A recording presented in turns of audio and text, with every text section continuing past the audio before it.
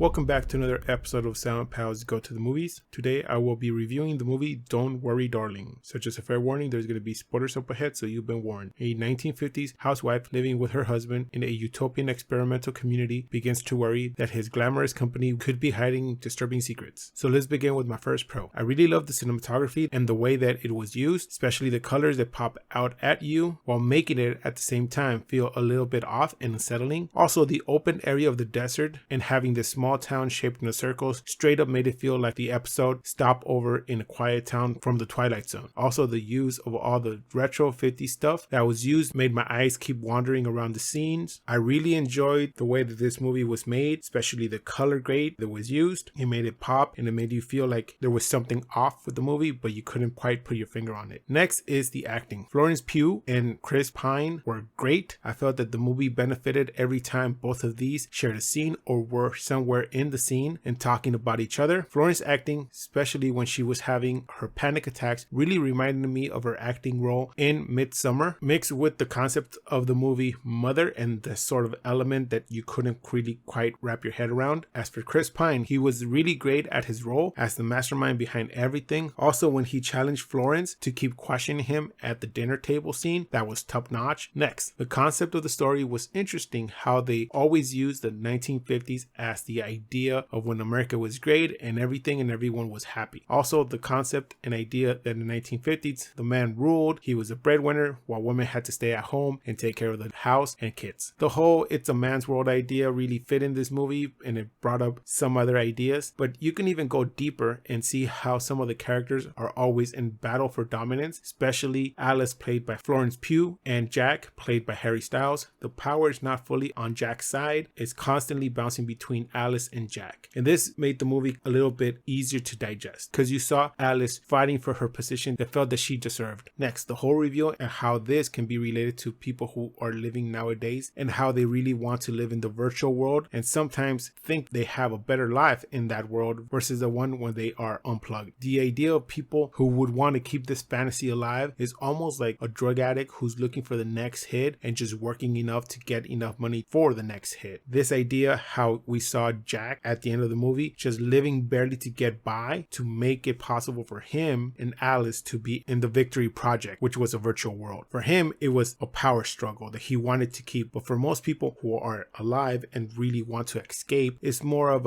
another world or another chance to be someone that they can't really fulfill in the real world. So just like Jack, there are people who really want to escape to this virtual world where they can have power, money, or stuff that they cannot really have in the real world. And now I move on to my cons. Some acting was lacking, but with the females, it can be easily explained why they're acting the way they are. It could be due to the program that they are under, since they are programmed or mind wiped or something along those lines to feel this robotic acting. They are simply following instructions, which are 0 and 1s, but in reality, they still have this human persona behind them, but there's this program that's keeping them locked down. But for one of the male roles that I can also explain would be Dr. Collins. Maybe he is not a real person, but more of a system program, sort of an antivirus that is there to keep certain characters in line as not to disrupt the flow of the simulation. So in reality, he's not a real living person, but he is a doctor in a sort of way, keeping the females quote unquote healthy by keeping them tied down to keep the simulation going. But there are some acting that I cannot explain, so that is why this is a con. Next is all the questions that kept popping up and never explained, not just after the reveal, but before, such as what is the red plane? Why did Alice see that? And what significance did it have? Or when Alice is in the bathtub and she goes under, her reflection in the mirror stays and turns to look at her. Yet we only saw that once, we never saw it again. But we do see other times when she's feeling the pressure when the walls are coming in and when she's wrapping her face with the saran wrap. Those are ideas that really we did not get an answer for. Why was she trying to cause harm to herself? Was it her? Was it the program? Was it maybe Frank who was doing this? And why Dr. Collins have a file that is redacted? Wouldn't this be useless? He might as well have a blank one, or simply the one that he has, once Alice touches it, it would just simply disappear. And even after the reveal, we are left wondering how Frank came up with this idea and what role did Shelley play behind it, especially when Shelley, his wife, said it's her turn before she actually killed Frank. Or the idea of how was Alice going to wake up and escape from her bed when she was tied down next to Jack, who technically was already dead. One thing that they could have used to make some man even more evil would be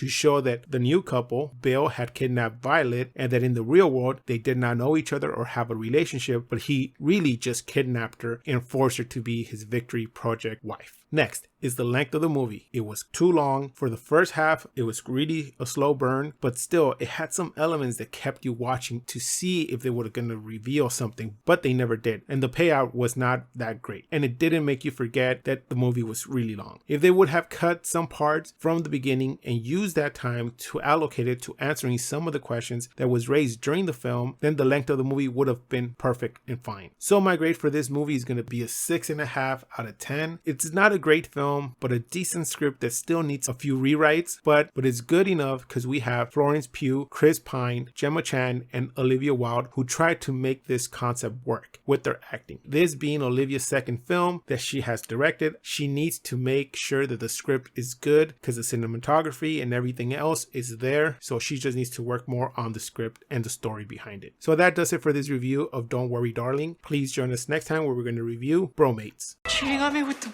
weird puppet guy from next door? But it's more of an emotional affair. Except for the sex. Yeah, that's very sweaty and physical. Please like, comment, and subscribe. You can find our social media links below. And like always, keep watching movies.